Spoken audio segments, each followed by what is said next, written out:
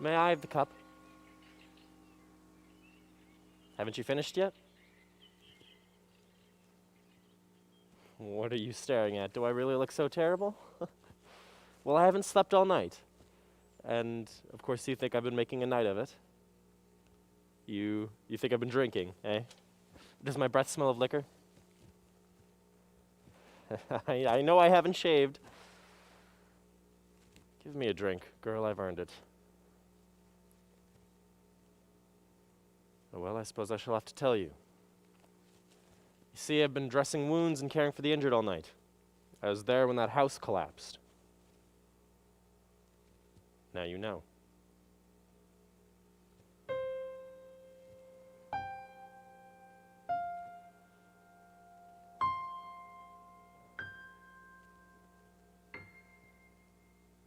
Thanks.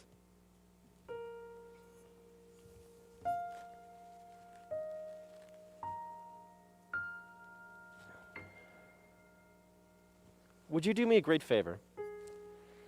The thing is, my eyes, as you can see, are inflamed, but my hands have been touching wounds and corpses all night, and so it would be unsafe to put them near my eyes. Would you maybe take the corner of your dress and dip it in the fresh water and bathe my eyes? Would you do this for me? Will you play the Good Samaritan? Thank you, my dear.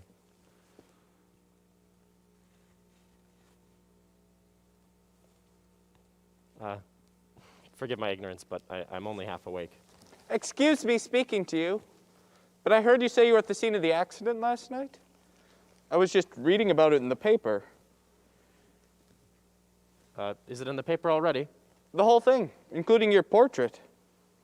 However, they regret that they have been unable to find out the name of the splendid young student. Really? Yes, that's me. Well, I never. Who was it you were speaking to just now by the fountain? Didn't you see? Would it be impertinent to inquire what, in fact, your name is? What would be the point? I don't care for publicity. With any praise, there's always disapproval, too. The art of running people down has been developed to such a pitch, and besides, I don't want any reward. You're well off, perhaps? No. On the contrary, I'm very poor. Do you know, it seems to me I've heard your voice before. When I was young, I had a friend who pronounced certain words just as you do. I have never met anyone with quite that pronunciation, only him and you. Are you by any chance related to Mr. Arkenholtz, the merchant? He was my father. Strange are the paths of fate. I saw you when you were an infant, under very painful circumstances. Yes, I'm told I was brought into the world under a bankruptcy. Just that. Perhaps I might ask your name. I am Mr. Hummel. Are you... I remember that. Have you often heard my name mentioned in your family? Yes. And mentioned perhaps with a certain aversion? Yes, I can imagine it. You were told, I suppose, that I was the man who ruined your father. All who ruin themselves through foolish speculations expect that they were ruined by those they could not fool. Now these are the facts. Your father robbed me of 17,000 crowns, the whole of my savings at the time. It's queer how the same story can be told in two such different ways. You surely don't believe that what I'm telling you isn't true. What am I to believe? My father didn't lie. That is so true. A father never lies. But I too am a father, and so it follows. What are you driving at? I saved your father from disaster, and he repaid me with all the frightful hatred that is born of an obligation to be grateful. He taught his family to speak ill of me. Maybe you made him ungrateful by poisoning your help with unnecessary humiliation. All help is humiliating, sir. What do you want from me? I do not want money. But if you will render me a few small services, I shall consider myself well paid. You see that I am a cripple. Some say that it is my own fault. Others lay the blame on my parents. I prefer to blame life itself with its pitfalls. For if you escape one snare, you fall headlong into another. At any rate, I am unable to climb stairs or ring doorbells, and that is why I'm asking you for help. What can I do? Well, to begin, push me so that I can read the playbills. I want to see what is on tonight.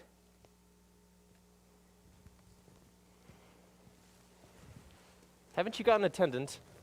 Yes, but he is on an errand. He'll return later. Are you a medical student? No, I'm studying languages, but I don't know at all what I'm going to do yet. Aha. Are you good at mathematics? Yes, fairly. Good. Perhaps you would like a job.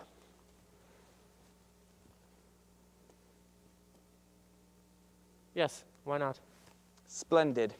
They are doing the Valkyrie for the matinee, which means that the colonel will be there with his daughter. And as he always sits at the end of the 6th row, I will put you next to him. Go to that telephone kiosk and order a ticket for seat 82 in the 6th row.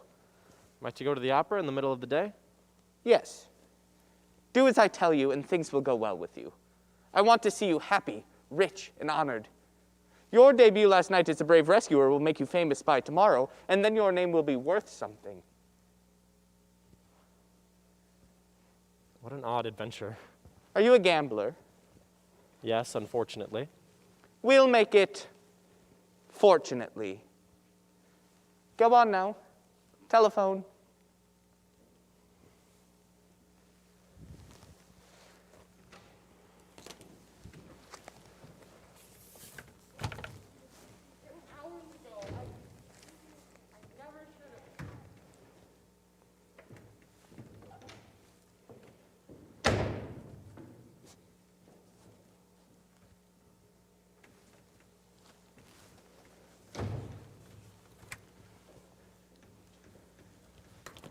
Did you fix it up?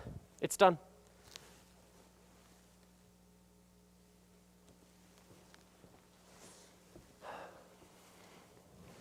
Do you see this house? Yes, I've been looking at it quite a lot. I passed by here the other day when the sun was shining on the window panes, and one could only imagine what beauty and elegance lay inside. I said to my companion, imagine living up there in the top flat with a beautiful young wife, 2 pretty little children, and an income of 20,000 crowns a year. So that's what you said.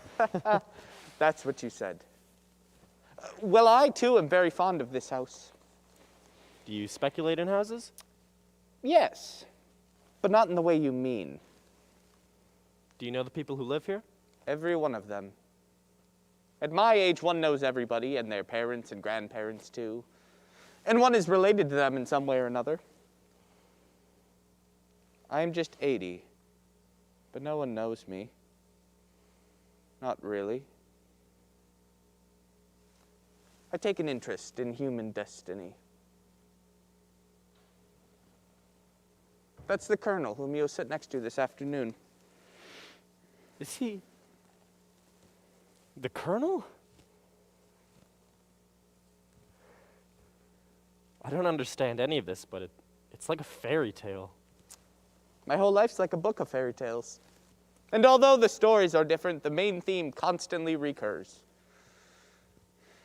Who is that marble statue of? That, naturally, is his wife. Was she such a wonderful person? Yes. Tell me. We cannot judge people, young man. If I were to tell you that she left him, that he beat her, that she returned to him and married him a second time, and now she sits in there like a mummy, worshiping her own statue, well, then you would think me crazy. I don't understand. I didn't expect you would. Well, then, we have the window with the hyacinths. His daughter lives in there. She's gone out for a ride, but she will return later. And who is that dark lady with the caretaker? Well, it's a bit complicated, but it has to do with the dead man. Up there where you see the black sheets. Why, who is he? A human being like you or me. But the most conspicuous thing about him was his vanity. If you were a Sunday child, you would see him come out to take a look at the consulate flag. He was, you understand, a consul, and he reveled in such things as lions and plumed hats and coronets and colored ribbons. A Sunday child, you say? I'm told I was born on a Sunday. No. Were you really? So then you can see what others cannot. Have you noticed that? Well, I don't know what others do see. But at times, I don't want to talk about that. But you can talk to me, because I understand such things.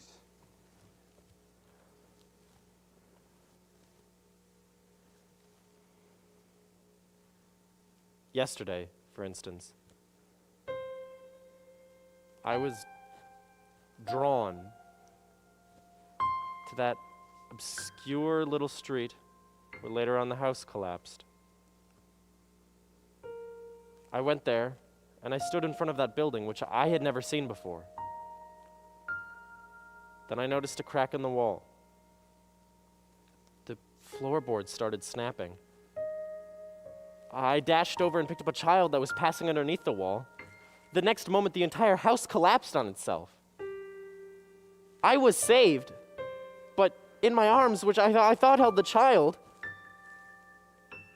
was nothing at all. Just as I expected. Tell me, why were you gesticulating that way just now by the fountain? And who were you talking to? Didn't you see the milkmaid I was speaking to?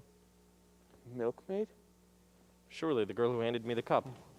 No.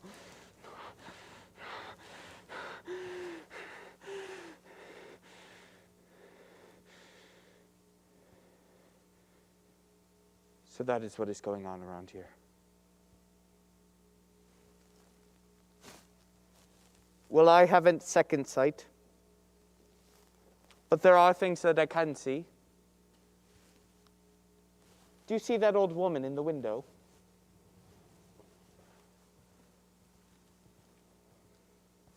She was once my fiancée. 60 years ago. I was 20. Don't be alarmed. She does not recognize me. We see each other every day, and it leaves no impression on me. Although once we vowed to love each other eternally. Eternally. What a fool you were back then. We never speak to our women like that. Forgive us, young man. We did not know any better. But can you see that that old woman was once young and beautiful? It doesn't show. And yet, there's some charm in her looks. I can't see her eyes. Ah, and here's the caretaker spreading the fir branches for the funeral. The dark lady is her daughter by the dead man. That's why her husband was given the job of caretaker. And this dark lady, she has a suitor who's an aristocrat with great expectations. He is in the process of getting a divorce from his current wife. She is presenting him with a stone mansion to be rid of him.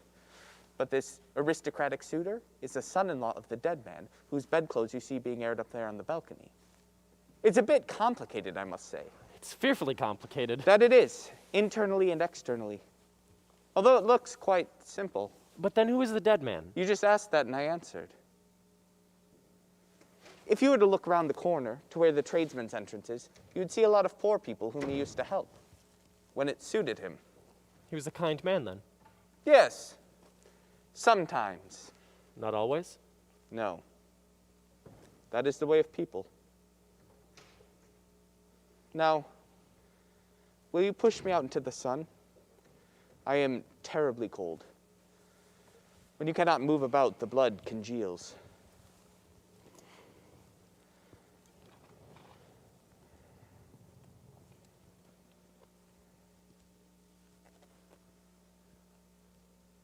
I'm going to die soon.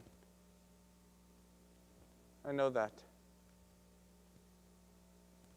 But before I do, there are some things that I wish to do.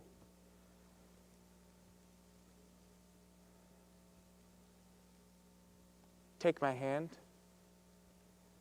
Feel how cold I am.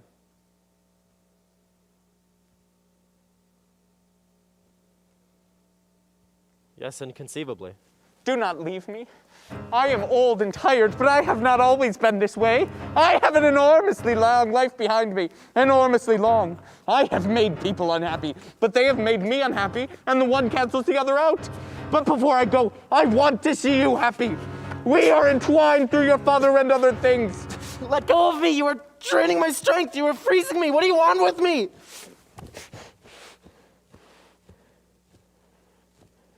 Be patient, and you shall see and understand. Here comes the young lady. The Colonel's daughter? That is his daughter, yes. Tell me, have you ever seen such a masterpiece? She's like the marble statue in there. That's her mother, you know.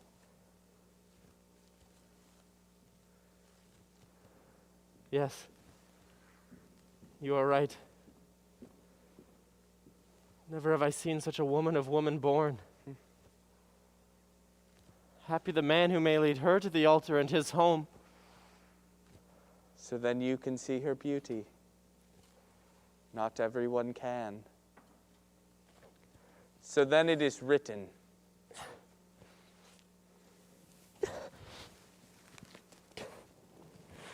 Are you weeping?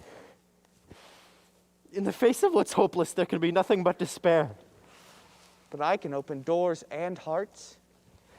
If only I find an arm to do my will. Is it a bargain? Am I to sell my soul? Sell nothing. Listen. All my life I have taken. Now I wish to give. Give. But no one will accept. I am rich. Very rich. But I have no heirs except a good-for-nothing who torments the life out of me.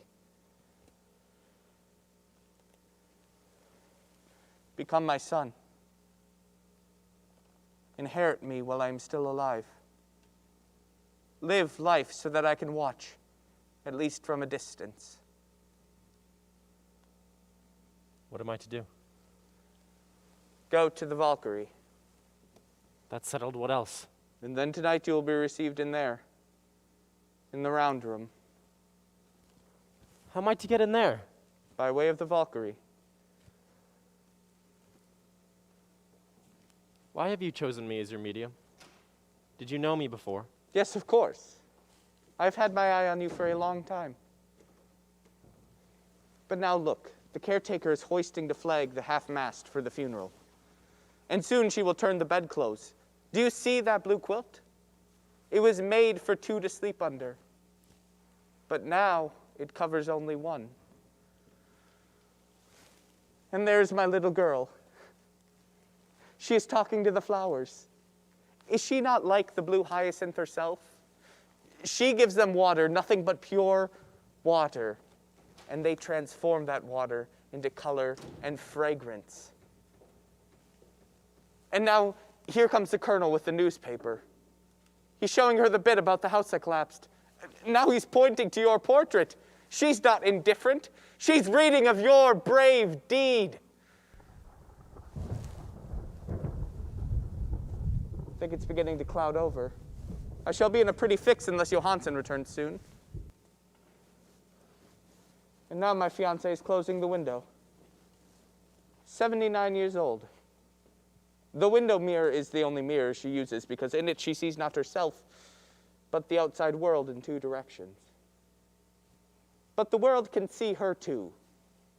She hasn't thought of that. Anyhow, she's a handsome old woman. Good God, what do I see? What do you see? Don't you see? There! In the doorway, the dead man! No, but I expected this. Tell me. He's coming out into the street! Now he's turning his head and looking up at the flag. What did I tell you? You may be sure he'll count the wreaths and read the visiting cards. Woe to him who is missing. Now he's turning the corner. He's gone to count the poor at the back door. The poor are in the nature of a decoration, you see, followed by the blessings of many.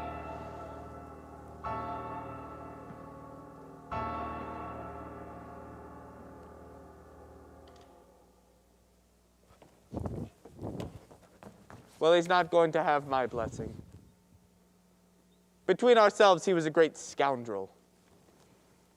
but charitable. A charitable scoundrel. Always thinking of his grand funeral. When he knew the end was near, he cheated the state out of 50,000 crowns. And now his daughter has relations with another woman's husband and is wondering about the will. Yes, the scoundrel can hear every word we're saying, and he's welcome to it! Here comes Johansson. Report. He was not home? You're an ass! And the telegram? Nothing? Go on. It's 6 this evening. A special edition, you say, with his name in full, Arkenholtz, a student born, with his parents. I think it's beginning to rain. So, what did he say about it? He wouldn't? Well, he must! Here comes the aristocrat. Push me around the corner, Johansson. I want to hear what the poor are saying. Arkenholtz, stay here, you understand? Hurry up! Hurry up! But what are we going to do about it? We shall have to wait. I can't wait. You can't? Well then, go into the country. I don't want to do that. Come over here or else they'll hear us.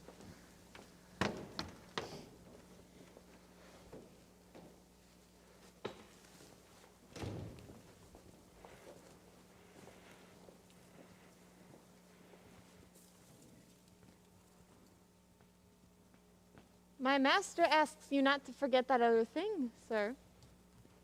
Look here. First of all, who is your master? Well, he's so many things. And he has been everything. Is he a wise man? Depends what that is. He says all his life he's been looking for a Sunday child. But that may not be true. What does he want? He's grasping, isn't he? It's power he wants. All day long he rides round in his chariot like the god Thor himself. He looks at houses, opens up new squares, builds new streets. But he breaks into houses too. Plays havoc with human destinies, kills his enemies, and never forgives. Can you believe it? That miserable cripple was once a Don Juan, although he always lost his women. How do you account for that? You see, he's so cunning that he makes the women leave him when he's tired of them.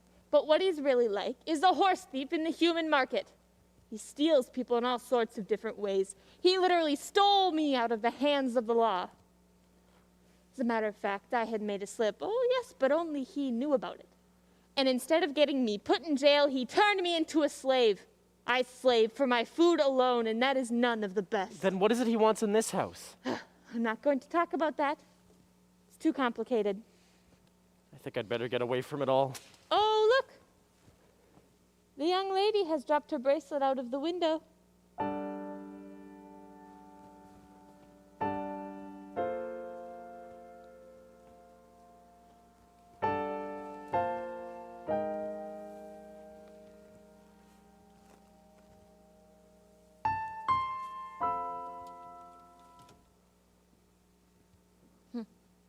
So you mean to get away? It's not as easy as you think once he has you in his net, and he is afraid of nothing between heaven and earth. Of one thing he is. Or of one person, rather. Don't tell me. I think perhaps I may know. But how can you know? I'm guessing. There's a little milkmaid he's afraid of. He turns his head the other way whenever he sees a milk cart. Besides, he talks in his sleep. It seems he was once in Hamburg. Can one trust this man? You can trust him. To do anything. What is he doing now around the corner? Listening to the poor, sowing a little word, loosening one stone at a time till the house falls down. Metaphorically speaking. You see, I am an educated man. I was once a bookseller. Do you still mean to get away? I don't like to be ungrateful. He saved my father once, and now all he asks in return is a small service. And what's that? I'm to go to the Valkyrie. That's beyond me. But he's always up to new tricks. Look at him now, talking to that policeman. He's always thick with the police. He gets them involved in his interests, and he holds them with false promises and expectations while all the time he's pumping them. You'll see that. Before the day is over, he'll be received in the round room. Well, what does he want in there? What business has he with the colonel? I think I can guess. But I'm not sure. You'll see for yourself once you're in there. I shall never be in there. That depends on yourself. Go to the Valkyrie. Is that the way? Yes, if he said so. Look! Look at him now in his war chariot, drawn in triumph by the beggars who get nothing for their pains but the hint of a treat at his funeral. Hail the noble youth who at the risk of his own life saved so many others in yesterday's accident. 3 cheers for Arkenholtz.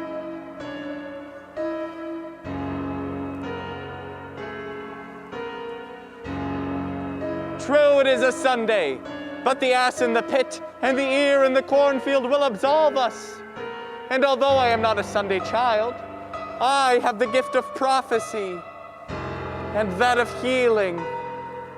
I once brought a drowned man back to life. That was in Hamburg on a Sunday morning just like this.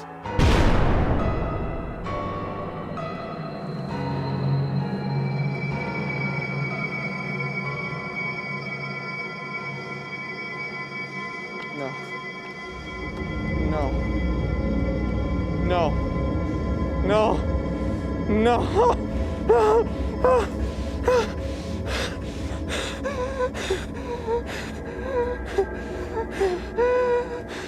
Johansen! Take me away! Quick!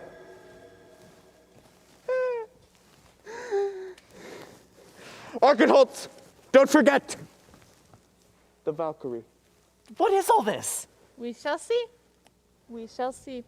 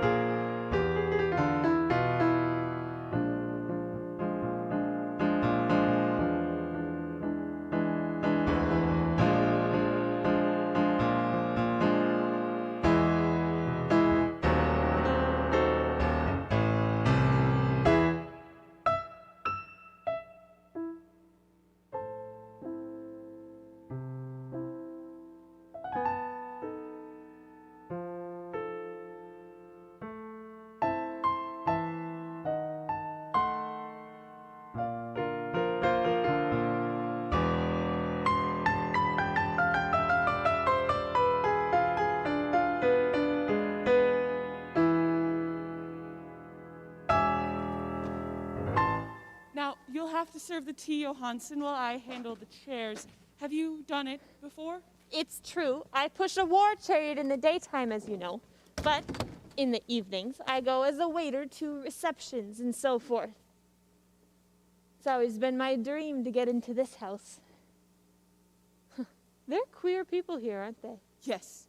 Well, a bit out of the ordinary, anyhow. Is it to be a musical party or what? The usual ghost supper, as we call it. They drink their tea and don't say a word, or else the colonel will do all of the talking. And they crunch their biscuits all at the same time. Sounds like rats in an attic. Why do you call it the ghost supper? They look like ghosts. And they've kept this up for 20 years. Always the same people saying the same things, or else saying nothing at all for fear of being found out. But isn't there a mistress of the house? Oh, yes, but she's crazy. She sits in a cupboard because her eyes can't bear the light. She sits in there. In there? Well, I told you they were a bit out of the ordinary. But then what does she look like? Like a mummy. Would you like to have a look at her?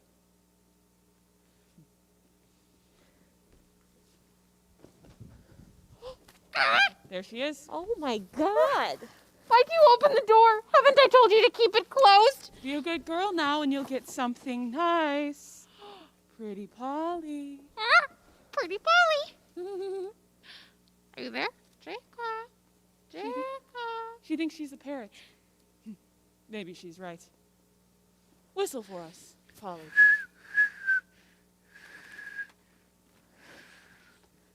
Well, I have seen a few things in my day, but this beats everything.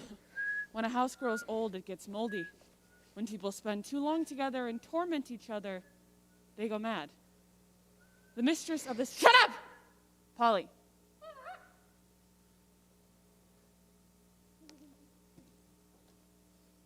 That mummy there has been living here for 40 years. Same husband, same furniture, same relatives, same friends. And the goings-on in this house, well, they're beyond me. This statue here, that's her when she was young. Good Lord, is that the mummy? Yes. It's enough to make you weep. And somehow, brought on by her own imagination or something, she's got to be a bit like a parrot. The way she talks and how she can't stand the sight of cripples or sick people. She can't even stand the sight of her own daughter because the poor girl is sick. Is the young lady sick? Don't you know that? No. And the colonel, who is he? Well, you'll see. No, it's terrible to think. How old is she now? Nobody knows. But it said that when she was 35, she looked 19. That's what she led the colonel to believe she was here in this very house. Do you know what that black Japanese screen by the couch is for? They call it the death screen. When someone's about to die, they put it round. Same as in a hospital. What a horrible house. And the student, he was longing to get in here as if it were paradise. What student? Oh, I know. The one who's coming here tonight. The colonel and the young lady met him at the opera and took quite a fancy to him. Huh. Now it's my turn to ask the questions. Who is your master? The man in the wheelchair? Well, is he coming here too? He hasn't been invited. He'll come uninvited, if need be. He's a regular old devil, isn't he? Up to the ears. He looks like old Nick himself. He must be a wizard too, for he goes through locked doors. Rascal, take care!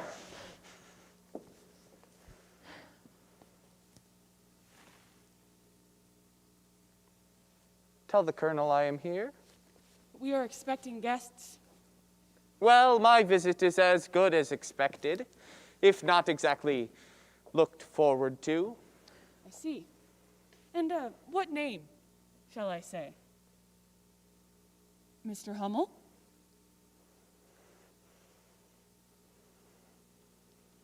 Yes.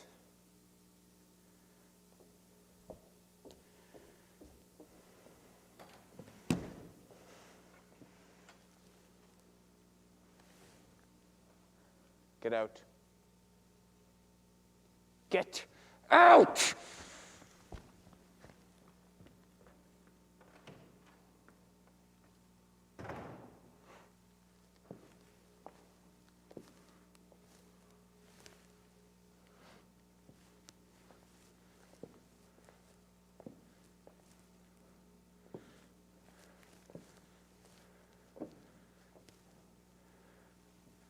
Amelia. It is she. She. Ah, pretty Polly. What was that? Is there a parrot in this room? I don't see it. Are you there? Jacob.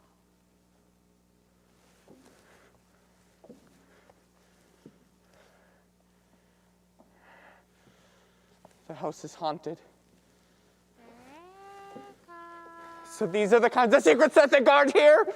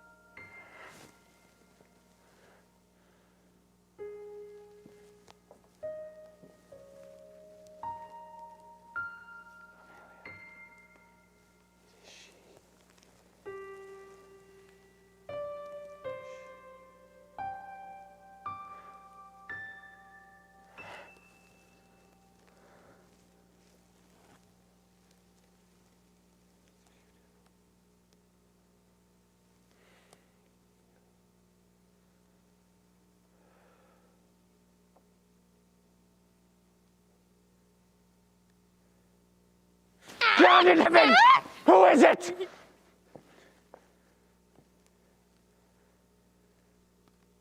Is it Jacob? My name is Jacob. And my name is Amelia. No.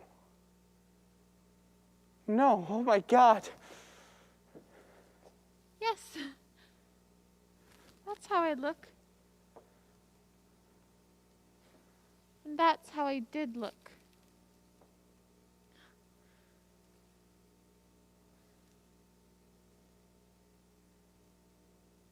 Life opens one's eyes, does it not? I live mostly in the cupboard now to avoid seeing and being seen, but... Jacob, what do you want here? My daughter?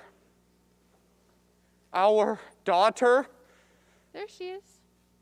Where? There. In the hyacinth's room.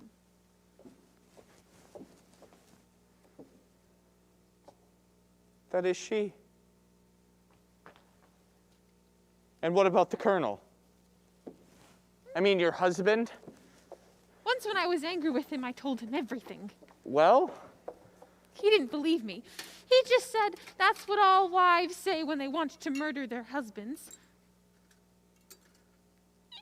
It was a terrible crime nonetheless. It has falsified his whole life, his family tree too.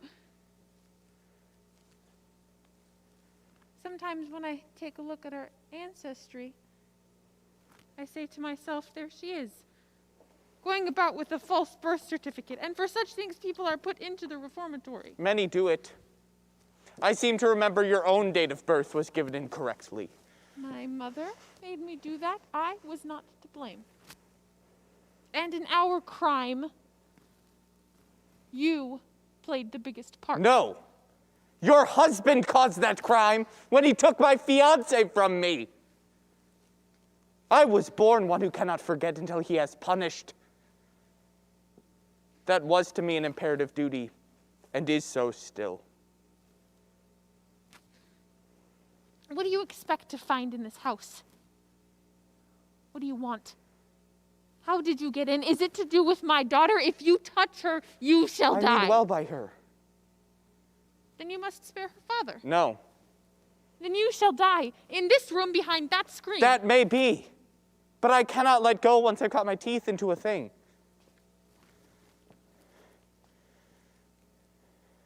You want to marry her to that student.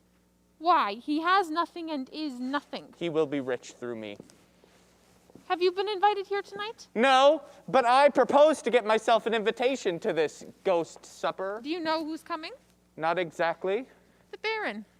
The man whose father-in-law was buried this afternoon. The man who is getting a divorce in order to marry the daughter of the caretaker's wife. The man who used to be your lover. Another guest will be your former fiancé who was seduced by my husband. A select gathering.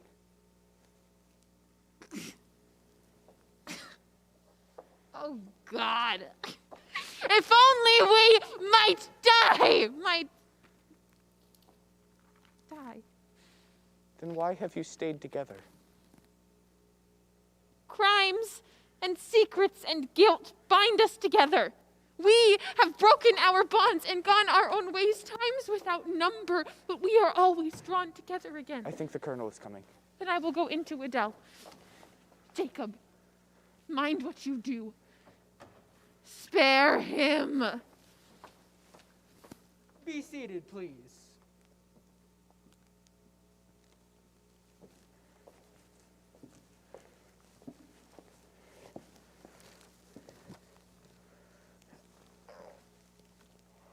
You wrote this letter, sir? I did. Your name is Hummel? It is. As I understand, you have brought in all my unpaid promissory notes. I can only conclude that this means I'm in your hands now. What do you want? I want payment. In one way or another. In what way? A very simple one. Just bear with me as a guest in your house. If so little will satisfy you.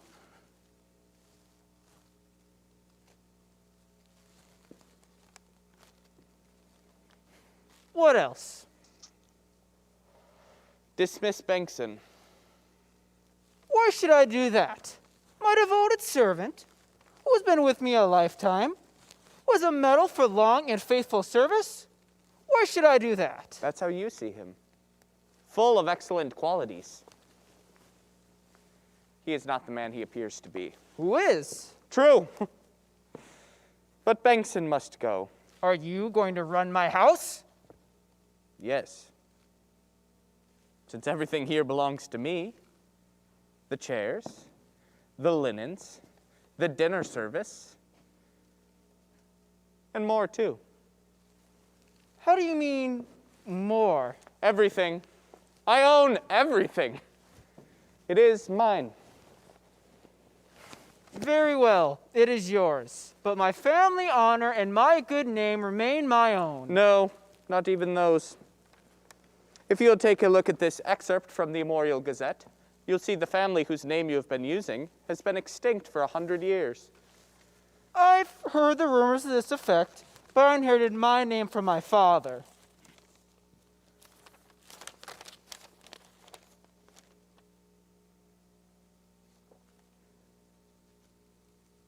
It is true.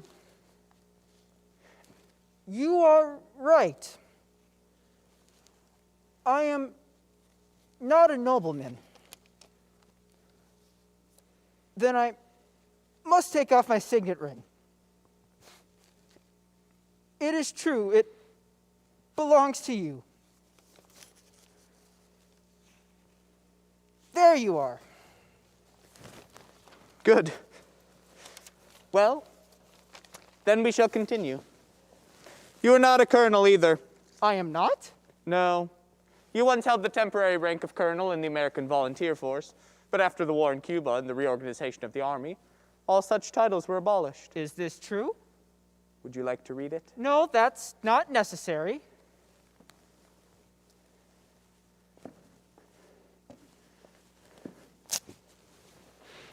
Who are you and what right do you have stripping me in this fashion? You will see.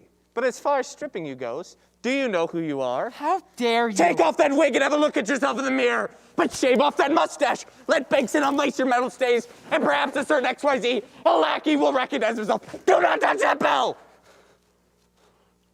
Do not call Bengtson. If you do, I shall have him arrested.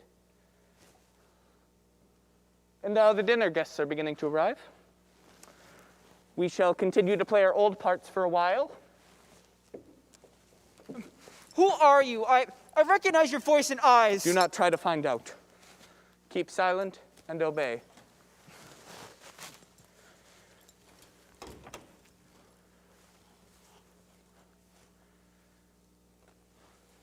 How do you do, sir?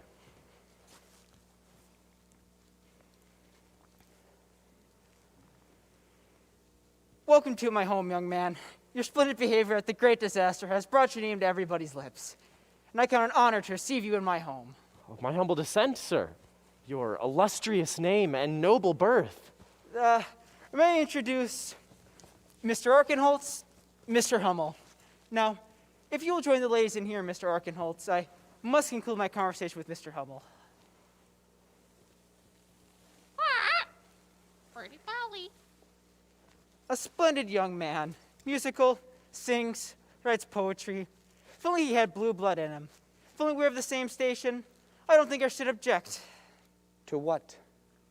To my daughter, but Your daughter? But apropos of that, why does she spend all of her time in here?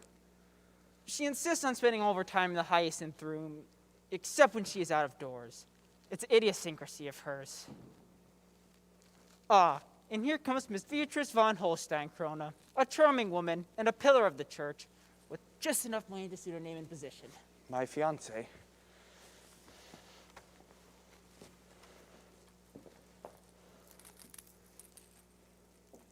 Miss Holstein-Krone, Mr. Hummel.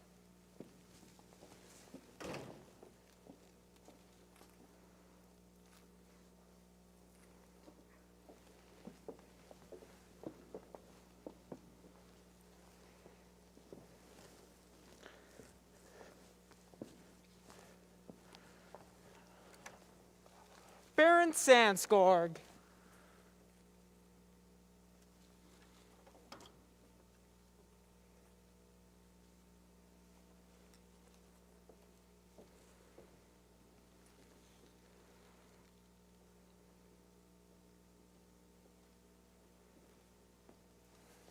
I think that's the jewel thief.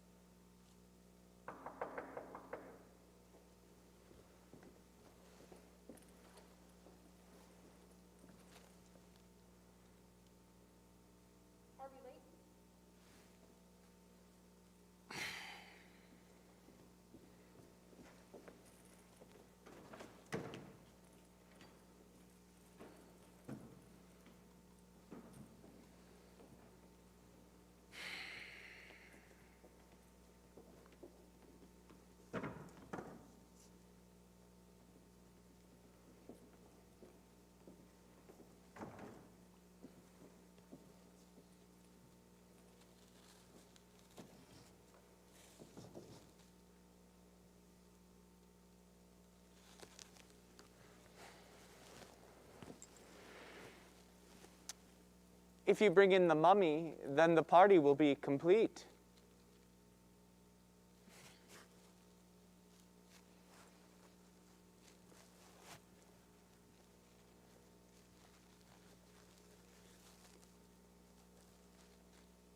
Polly.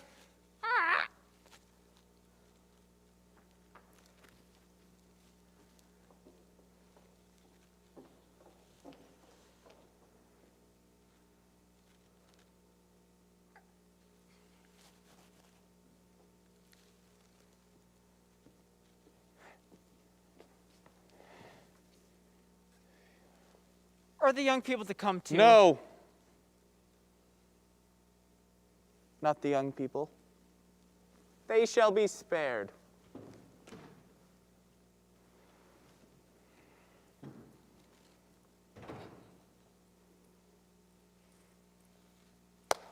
Let the ghost supper commence.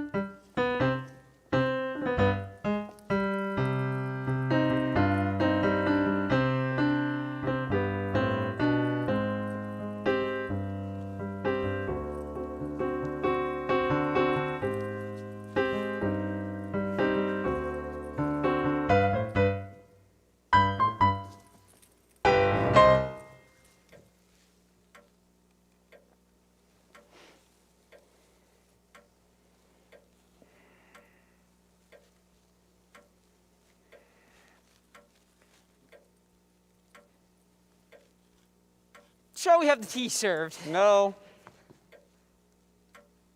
No one wants tea. Why should we pretend about it?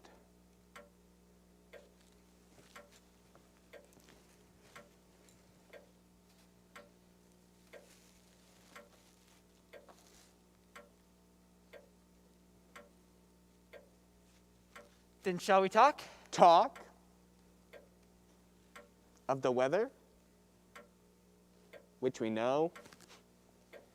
Inquire about each other's health, which we know just as well. I prefer silence.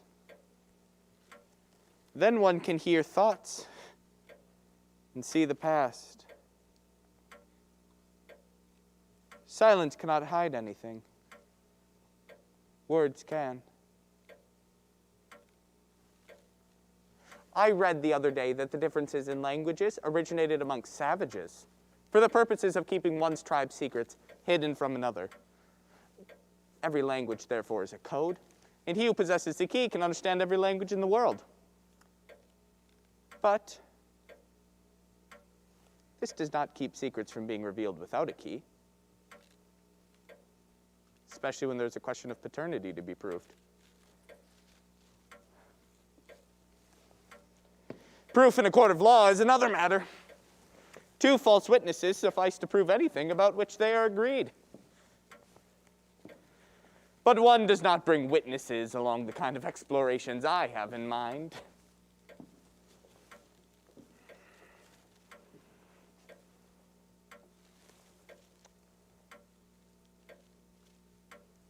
Nature herself has instilled in humans a sense of modesty, which tries to hide that which should be hidden.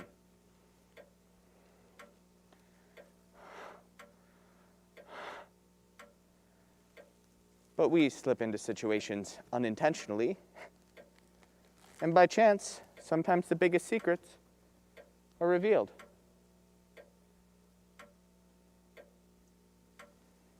The mask torn off the imposter.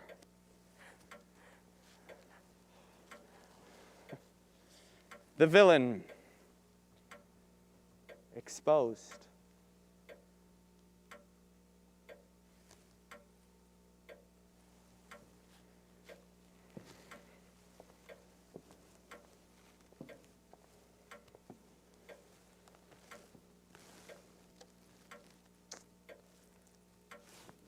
Here, for example, in this elegant home, this honorable house, where beauty, wealth, and culture are united.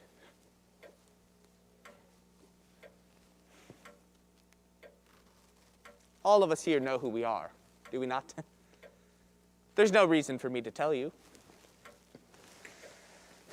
And you know who I am, although you pretend ignorance. And in there is my daughter. Mine. Although you knew that as well. She had lost the desire to live without knowing why. The fact is, she was withering away here, in this air charged with crime and deceit and falseness of every kind. That is why I looked for a friend for her, in whose company she might share the light and warmth of noble deeds.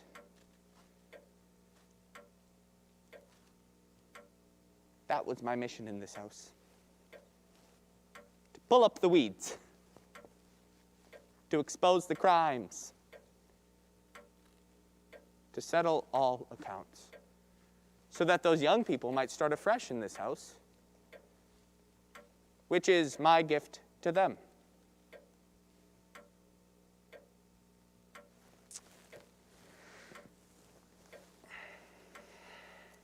Now, I will grant safe passage to each of you in his or her proper time and place. Whoever stays, I shall have arrested.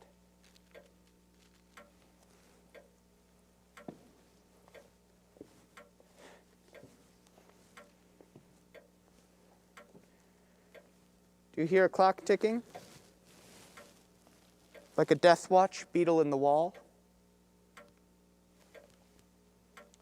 Do you hear what it says? It's time. It's time. It's time. It's raising up its arm against you before it strikes. Listen. It's warning you. The clock may strike, but I can strike too!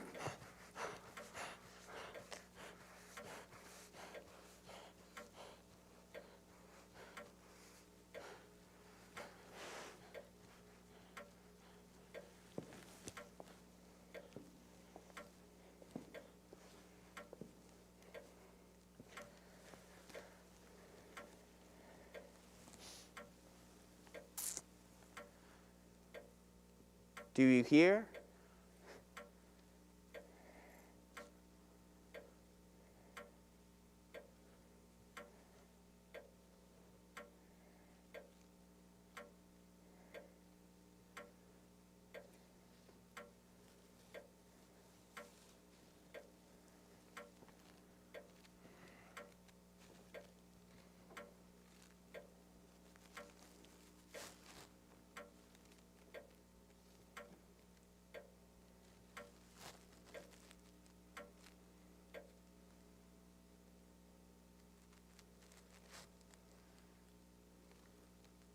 But I can stop time in its course. I can wipe out the past and undo what was done. But not with bribes. Not with threats. Only through suffering and repentance.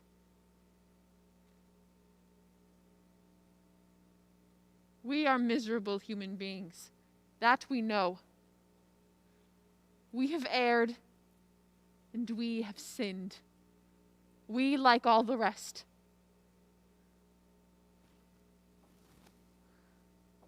But at bottom, we are better than ourselves, since we detest our sins.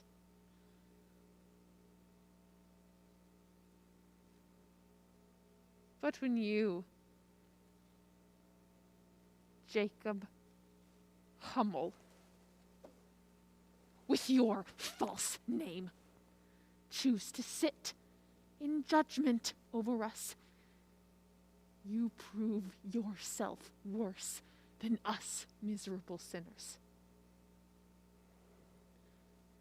For you are not the one you appear to be.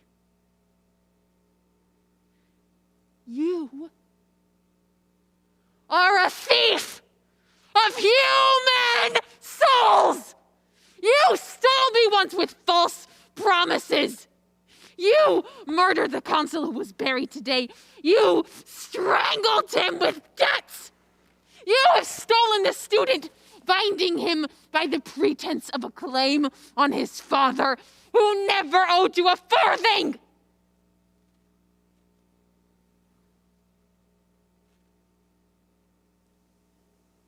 But there is one dark spot in your life, which I am not quite sure about. Although I have my suspicions.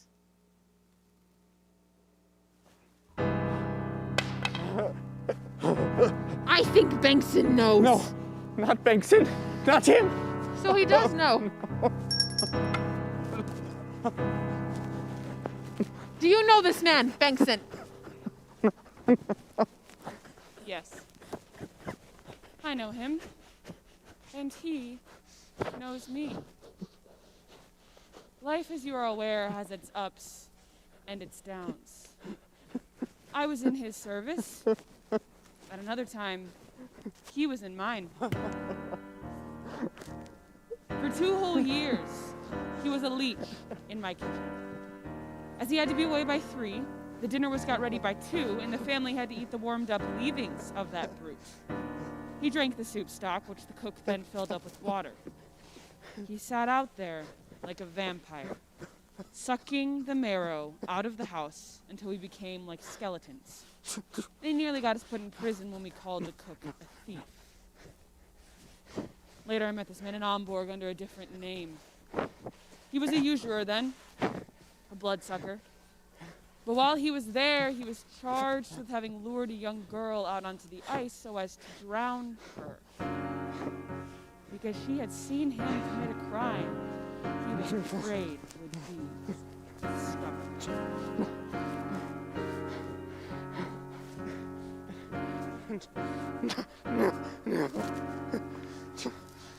This is you. And I have the notes and the will.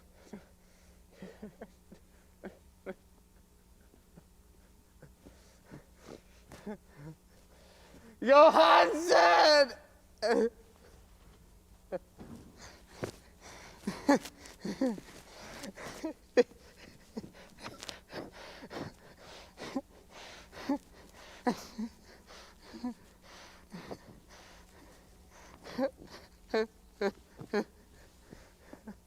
Parrot, are you there? Jacob, Jacob is here. Pretty Polly. may the clock strike. The clock may strike. Cuckoo, cuckoo, cuckoo. Now the clock has struck.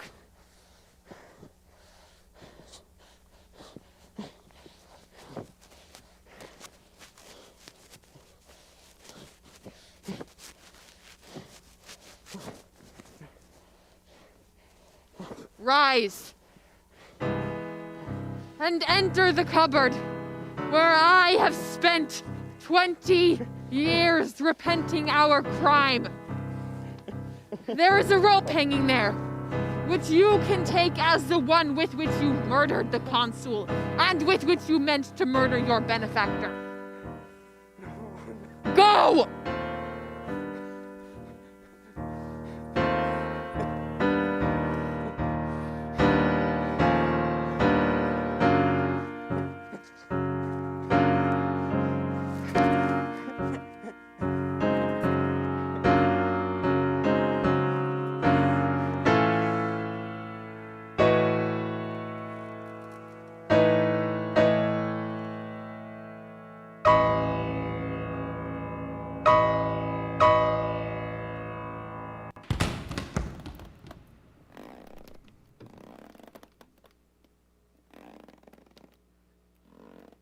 Bengtson, put up the screen.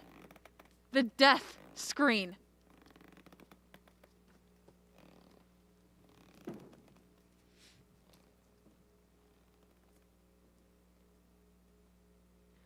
It is finished. God have mercy on his soul.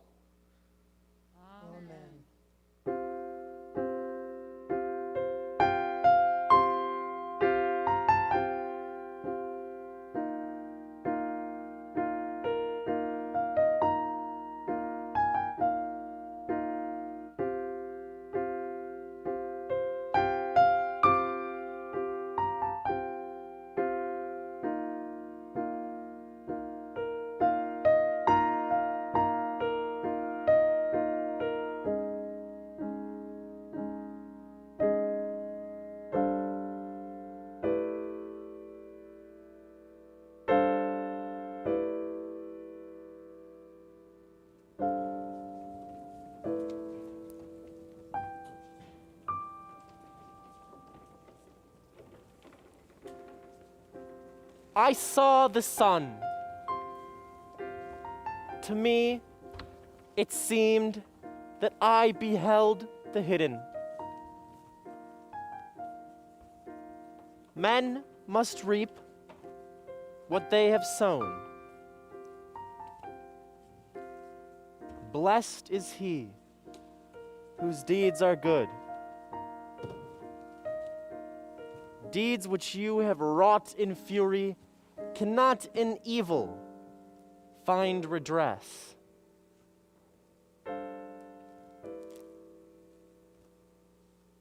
Comfort him you have distressed with loving kindness. This will heal. No fear has he who does no ill.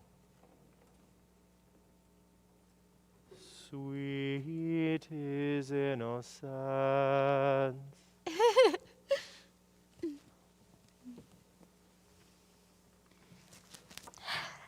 Now sing to my flowers. Is this the flower of your soul? The one and only. Do you too love the hyacinth? I love it above all other flowers. Its virginal shape, rising straight and slender out of the bulb, resting on the water and sending its pure white roots down into the colorless fluid. I love its colors. The snow white, pure as innocence. The yellow, honey sweet. The youthful pink. The ripe red.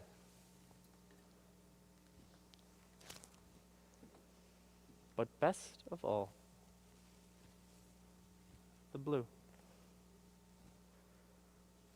The dewy blue, bright-eyed and full of faith. I love them all more than gold or pearls. I have always loved them, have worshipped them, for they have all of the fine qualities that I lack. And yet, Go on. my love is not returned, for these beautiful blossoms hate me. How do you mean? Their fragrance, strong and pure as the first winds of spring that are passing over melting snows, confuses my senses, deafens me, blinds me, thrusts me out of the room, bombards me with poison arrows that wound my heart and set my head on fire. Do you know the legend of that flower? Tell it to me. First, its meaning. The bulb is the earth, resting on the water or buried deep in the soil.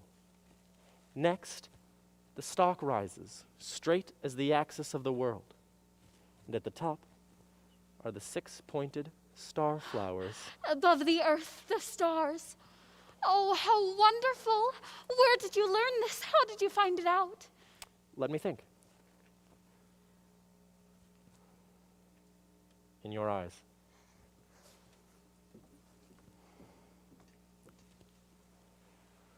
So you see, it is an image of the cosmos.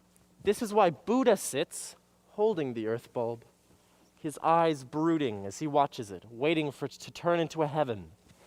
This poor earth will become a heaven. It is for this that Buddha waits. I see it now.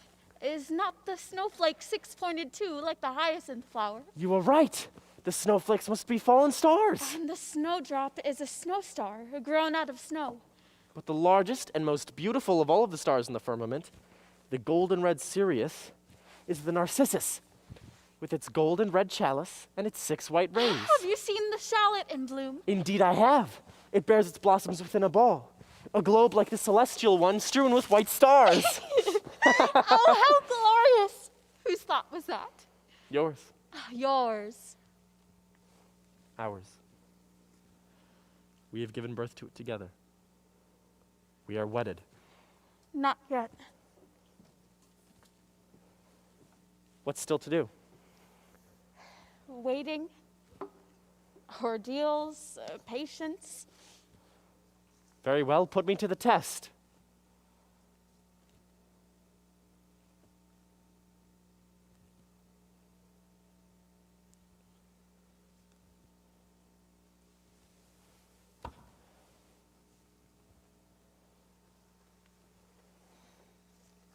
Tell me,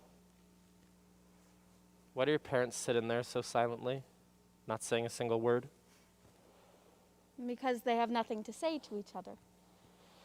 And because neither believes what the other says. This is how my father puts it. What's the point of talking when neither of us can fool the other? What a horrible thing to hear. Here comes the cook. Look at her, how big and fat she is. Who is that ogress? She belongs to the humble family of vampires. She is eating us. We have no control over her. We've got her for our sins. Don't you get enough to eat? Yes, we get many dishes, but all the strength is gone. She boils the nourishment out of the meat and gives us the fiber and water. She drinks the stock herself. Everything she touches loses its savor. It's as if she sucked with her eyes. Send her packing. We can't. Why not? She won't go. No one has any control over her. She has taken all our strength from us.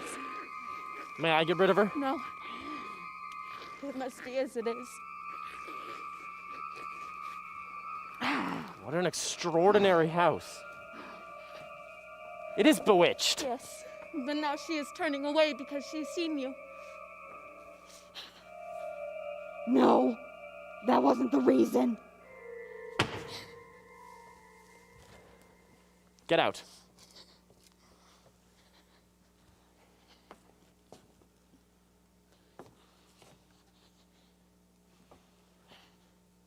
When it suits me.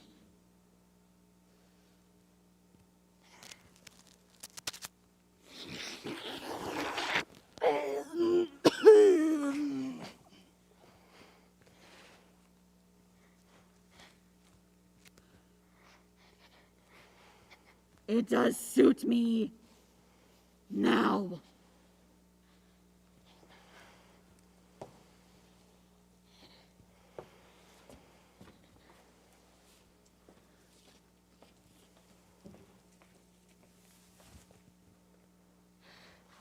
And don't lose your temper. Practice patience.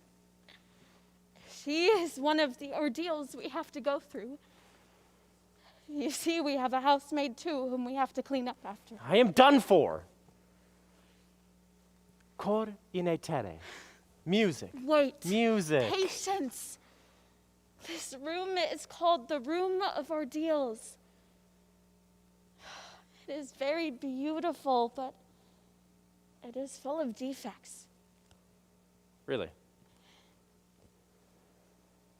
Well, such things must be seen to. It is very beautiful, but a little cold. Why don't you have a fire? Because it smokes. Can't you have the chimney swept? It doesn't help. You see that writing desk there? An unusually fine piece. But it wobbles.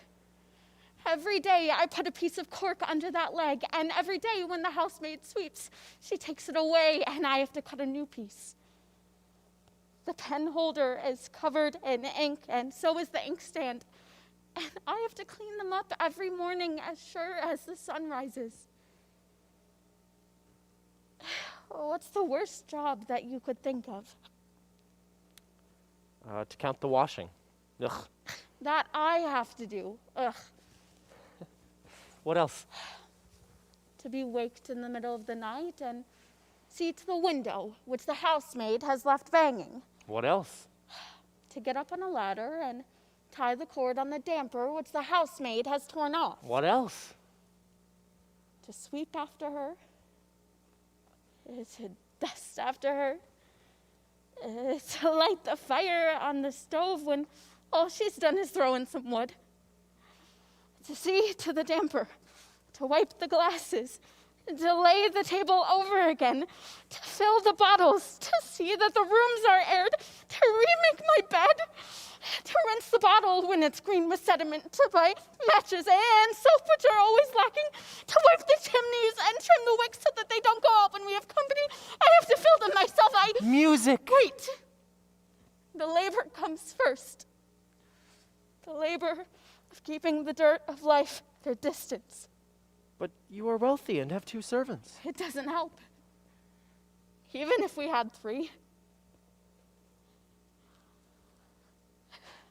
Living is hard work, and sometimes I grow tired.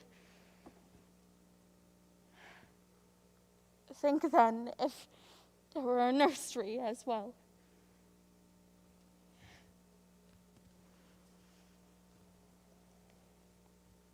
The greatest of joys.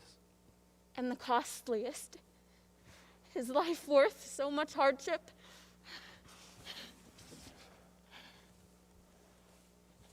That must depend on the reward you expect for your labors.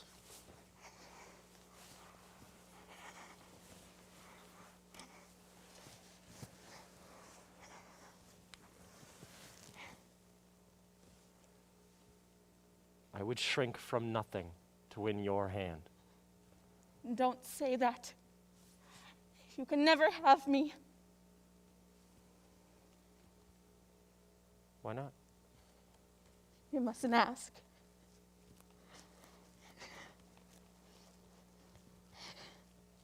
You dropped your bracelet out of the window. Because my hand has grown so thin. There she is, the one who devours me and all of us. What has she in her hand? It is the bottle with scorpions on it. It is the soy which turns water into soup and takes the place of gravy. She makes cabbage soup with it then, and mock turtle soup too. Get out!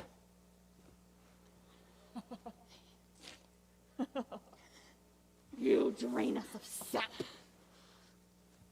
And we drain you. We drink the blood and leave you water. But colored. Colored. I am going now. But all the same, I shall stay. As long as I please.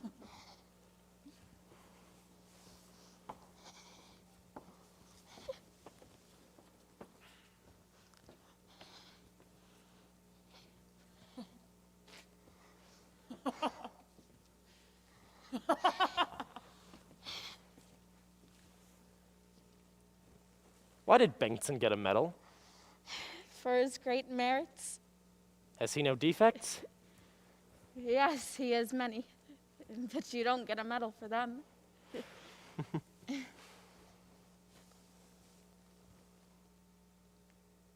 You have a great many secrets in this house. As in all others. Permit us to keep ours. Don't you approve of candor? Yes, within reason. Sometimes I'm seized with the raging desire to say all that I think. But I know the world would go to pieces if one were completely candid.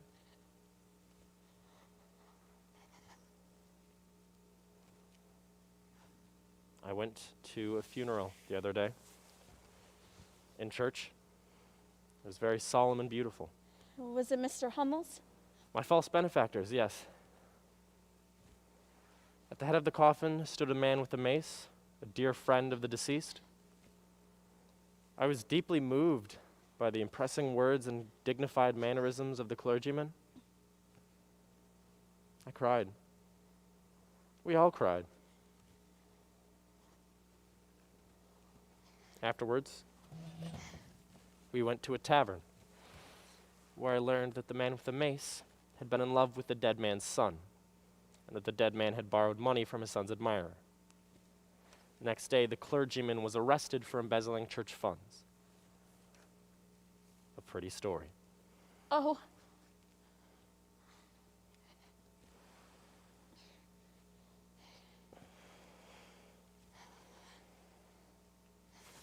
Do you know how I am thinking about you right now? Don't tell me or I shall die. I must or I shall die! It is in asylums that people say everything they think. Exactly. My father finished up in an asylum. Was he ill? No. He was well, but he was mad. He broke out once under these circumstances. In life, he had a small circle of acquaintances. He called them friends for short. There were a lot of hypocrites, of course, as most people are, but he had to have some society. He couldn't get on all alone.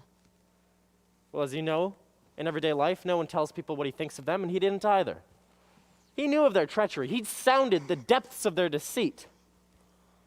But as he was a wise and well-bred man, he was always courteous. Then one day he threw a dinner party. It was in the evening, and he was tired from the day's work, and also from the strain of holding his tongue while all the while talking rubbish with his guests. Well,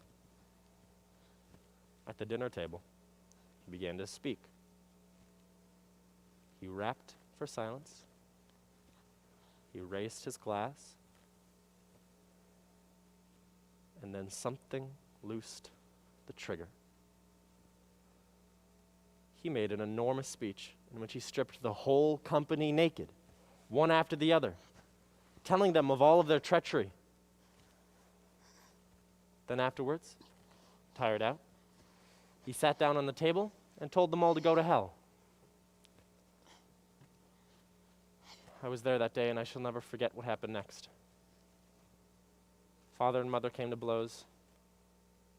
The guests rushed for the door.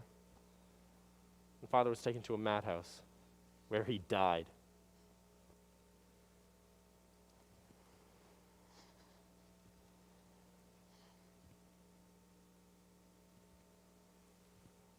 Water that is still too long stagnates. And so it is in this house. There is something stagnating here. And yet I thought it was paradise itself that first day I saw you walk in here. There I was, gazing through the window. I saw a colonel who was not a colonel. I had a benefactor who was a thief and had to hang himself. I saw a mummy who was not a mummy, and a maid. What of the maidenhood, by the way? Where is true beauty to be found? In nature and in my own mind, when it is in its Sunday clothes. Where are honor and faith? In fairy tales and children's stories. Where is anything that keeps its promise? In my imagination. Now your flowers have poisoned me, and I have given the poison back to you. I asked you to become my wife in a home full of poetry and song and music. And then the cook came.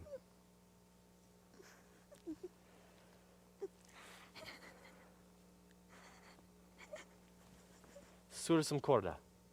Try once more to strike fire into the golden harp. Please, I beg of you, please, I plead with you on my knees. Then I will do it myself.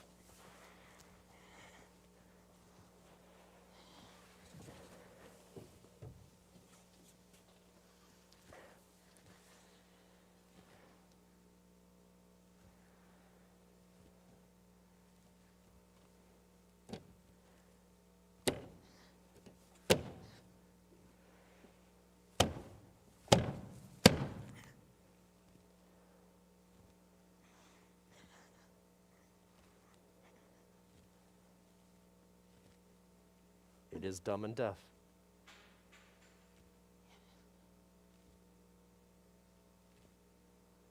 To think that the most beautiful flowers are so poisonous, are the most poisonous. The curse lies over the whole of creation itself.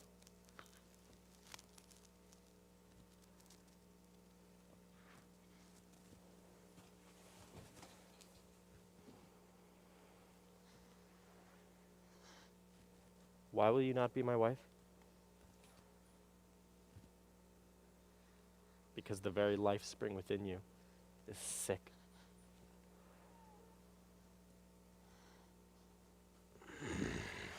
Now I can feel that vampire in the kitchen beginning to suck me. I believe she is a lamia, one of those that sucks the blood of children. It is always in the kitchen that the seed leaves of children are nipped if it has not already happened in the bedroom.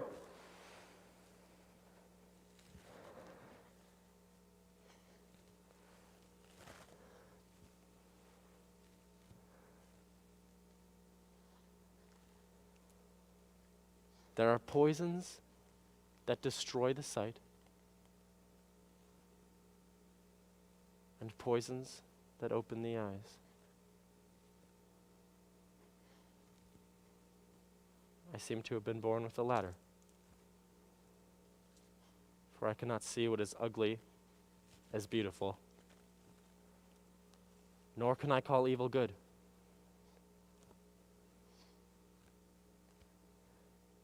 I cannot.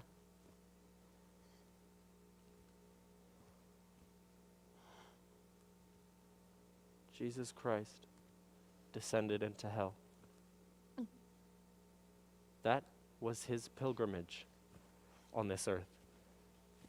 This prison, this madhouse, this charnel house, this earth. And the madmen killed him when he wanted to set them free. But the robber they let go. The robber always gets the sympathy. Wow! Woe to us all! Savior of the world, save us! We perish! I am dying.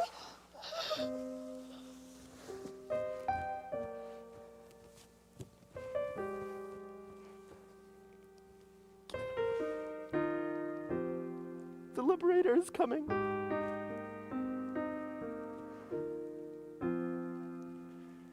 Welcome, pale and gentle one. Sleep, you lovely, innocent, doomed creature, suffering for no fault of your own. Sleep without dreaming. And when you awake, may you be greeted by a sun that does not burn. In a home without dust. By friends without stain.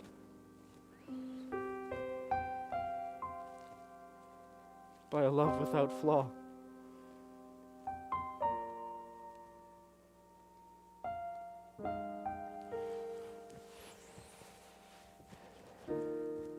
You wise and gentle Buddha, sitting there waiting for a heaven to sprout from the earth.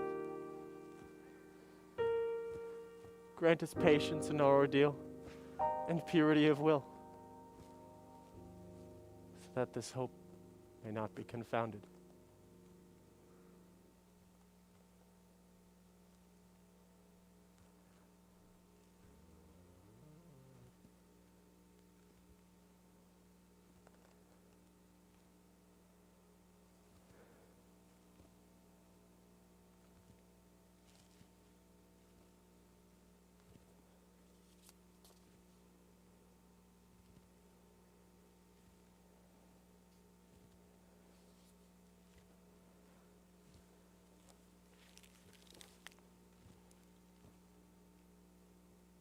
I saw the sun. To me, it seemed that I beheld the hidden. Men must reap what they have sown. Blessed is he whose deeds are good. Deeds which you have wrought in fury cannot in evil find redress. Comfort him you have distressed with loving kindness. This.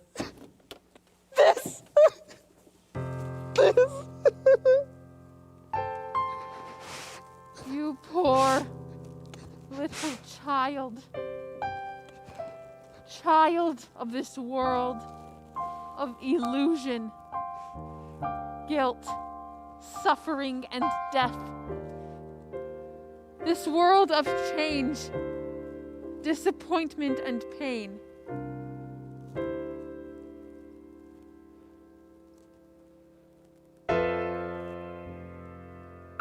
May the Lord of heaven be merciful to you upon your journey.